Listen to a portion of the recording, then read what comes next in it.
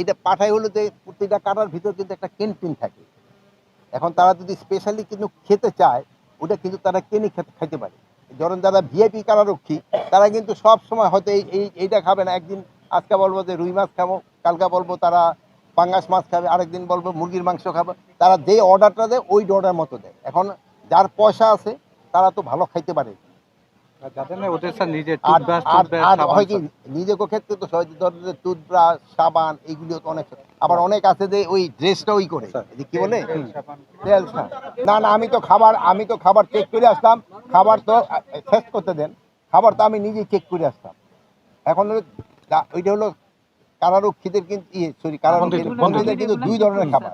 এরা যারা বিচারাধীন তাদের এক ধরনের রেশন, আর যাগো বিচার হয়ে গেছে তাদের হলো আরেক ধরনের রেশন। এবং ওই রেশন অনুপাত থেকে তারপরে তারা ডিভিশন প্রাপ্ত তাদের হলো আবার আরেক ধরনের রেশন।